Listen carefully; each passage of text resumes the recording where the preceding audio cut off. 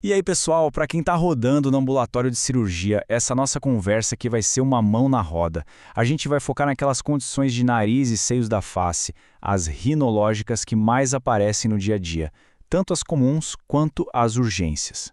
Então, o que a gente vai ver? Primeiro, o básico do básico, a anatomia. Sem isso, não dá. Depois vamos mergulhar na briga clássica, rinite viral ou alérgica, como diferenciar. Em seguida, a gente complica um pouquinho com a sinusite aguda, vendo como diagnosticar e tratar. E claro, as urgências, epistaxe e trauma, que sempre deixam a gente de cabelo em pé. Para fechar com chave de ouro, alguns casos clínicos para a gente quebrar a cabeça e aplicar o conhecimento. Beleza, vamos começar pelo começo. Para entender o que está dando errado, a gente precisa primeiro saber como é o certo, né? Então vamos fazer uma revisão bem rápida das estruturas do nariz que são cruciais para o nosso diagnóstico no dia a dia.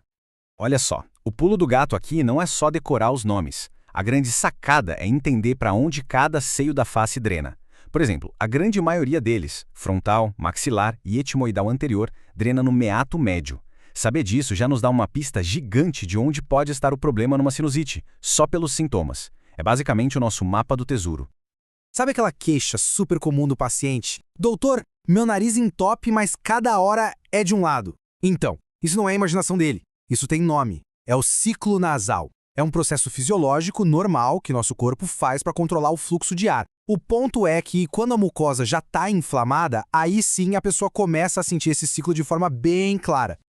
Certo, com a anatomia fresca na cabeça, vamos para o pão com manteiga do ambulatório. A queixa número 1, nariz escorrendo. E aí vem a grande pergunta. É um simples resfriado viral ou é uma crise alérgica? Bora desvendar isso. Essa tabela aqui é um resumo perfeito. Mas, se for para guardar uma dica de ouro para o exame físico, é esta. Olhem a cor da mucosa nasal. Uma mucosa pálida, quase azulada, grita alergia. Agora, se ela está bem vermelha, hiperemiada, isso sugere um processo infeccioso. É um sinal visual muito, muito forte. E aqui, um ponto de orientação ao paciente que é fundamental. Aqueles descongestionantes em spray são ótimos, desentopem na hora.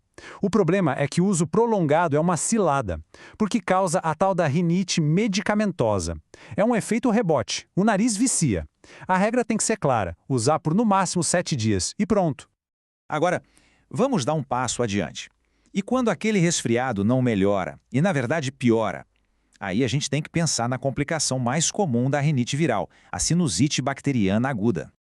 Guardem essa fórmula. História de resfriado, que evolui com dor de cabeça ou dor na face, mais uma secreção que virou amarela ou verde e muitas vezes de um lado só. Essa tríade, na maioria das vezes, já fecha o diagnóstico. É clínico, não precisa sair pedindo raio-x para todo mundo. O tratamento segue uma escadinha bem lógica. A gente começa com a amoxicilina, se não funcionar, ou em alguns casos especiais, a gente sobe um degrau para associações como a amoxicilina clavulanato. E em paralelo, a gente ajuda o paciente com corticoides para desinflamar e, claro, lavagem nasal e sintomáticos para dar aquele alívio. Agora, a atenção máxima aqui. Isso é uma bandeira vermelha gigante. Criança com congestão nasal e olho começando a inchar é emergência. Não pode vacilar. O motivo é a lâmina papirácea, um ossinho super fino que separa o seio etimoidal da órbita. Em crianças, a infecção passa por ali com muita facilidade. Esse paciente precisa ser internado imediatamente. Ok, vamos mudar de assunto e falar de cenários de alta tensão que aparecem na emergência, os sangramentos nasais ou epistaxe e os traumas de face. É muito importante saber o que é papel do generalista e o que é do especialista. A primeira abordagem, avaliar o paciente, fazer compressão local, usar gelo, isso é com a gente. Agora, procedimentos mais invasivos como cauterizações e ligaduras vasculares, aí já é território do otorrino. Então, chegou o paciente sangrando. Qual é o roteiro? Primeiro, hemodinâmica. O paciente está estável? Ok. Segundo, compressão direta e contínua, sem ficar espiando para ver se parou. Terceiro, gelo local ajuda. Se nada disso funcionar, o próximo passo é o tamponamento nasal anterior. É seguir essa ordem. Paciente levou uma pancada no nariz, está com dor, inchaço, suspeita de fratura. O exame de escolha é o raio-x de ossos próprios do nariz. Simples, rápido e eficaz na maioria dos casos. A tomografia a gente reserva para traumas mais graves, quando há suspeita de outras fraturas na face. Muito bem, agora que a gente já passou pela teoria, que tal colocar isso em prática? Vamos ver como tudo se conecta com alguns casos clínicos desafiadores. E antes do primeiro caso, guardem essa pérola clínica, um verdadeiro mantra da pediatria. Se uma criança aparece com secreção fétida saindo de uma narina só, a primeira coisa que tem que vir à cabeça é corpo estranho. Vamos lá. Primeiro desafio, uma criança de 4 anos. A queixa é uma secreção amarelada, com cheiro bem ruim, saindo só da narina esquerda há 1 semana. No mais, ela está ótima. E aí, qual a principal hipótese? Se pensaram em corpo estranho nasal, acertaram em cheio. A combinação da pouca idade, a secreção purulenta com mau cheiro e, o mais importante, o fato de ser unilateral é o que fecha o diagnóstico. É preciso remover o quanto antes. Segundo caso, homem de 40 anos com 14 dias de evolução, secreção purulenta, dor facial e congestão. A história-chave é que começou como um resfriado, mas piorou muito depois do 10º dia. O que é isso e como tratar?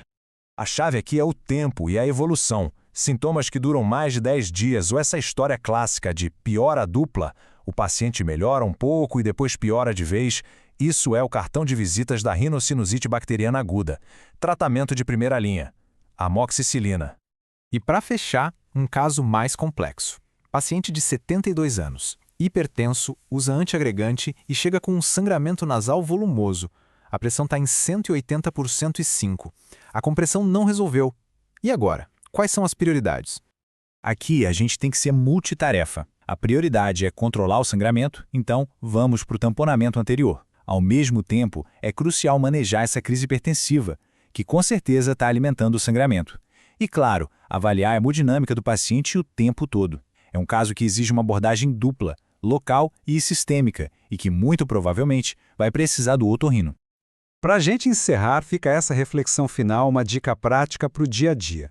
Na correria do ambulatório, na dúvida entre rinite alérgica e infecciosa, lembrem-se de olhar a cor da mucosa nasal. Muitas vezes, essa simples olhada pode dar a resposta de uma forma muito mais rápida do que se imagina. É um pequeno detalhe que faz uma grande diferença.